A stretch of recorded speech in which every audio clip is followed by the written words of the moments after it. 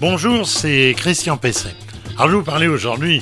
chauffage central, parce que peut-être que vous êtes dans ce cas, mais dans un certain nombre d'installations, on entend des claquements ou des petits tic-tic-tic, des bruits qui se manifestent dans l'installation. Alors, ces bruits, ils proviennent généralement d'un problème de dilatation des canalisations et d'un problème de bridage de celles-ci, c'est-à-dire des tubes de bridage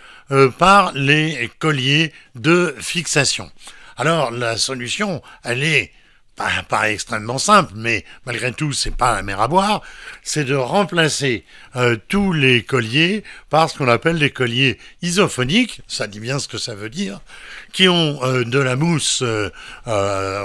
intérieurement, qui bloquent suffisamment les canalisations, mais ne les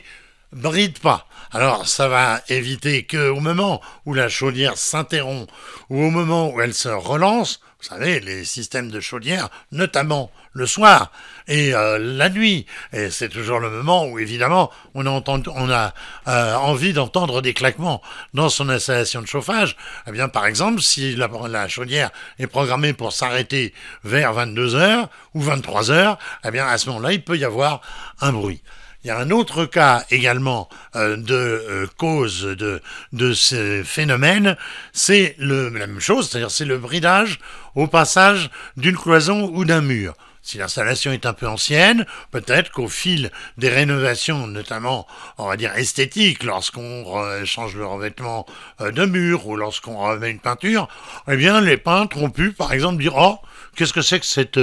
canalisation qui passe là et autour de laquelle il y a un jour ?» Parce que, évidemment, on s'est arrangé pour que la canalisation ne soit pas bridée. À ce moment-là, si la personne bouche ça avec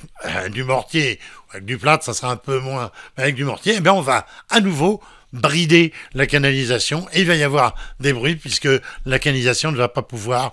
se dilater. Alors attention, si vous êtes locataire et que donc vous avez comme ça un chauffage et un chauffage collectif, eh bien vous ne pouvez pas intervenir vous-même sur votre installation. Il faut que vous voyiez le syndic ou directement votre bailleur, le propriétaire de votre appartement, pour lui demander que ces travaux soient faits parce que c'est évidemment un petit défaut, mais c'est extrêmement désagréable.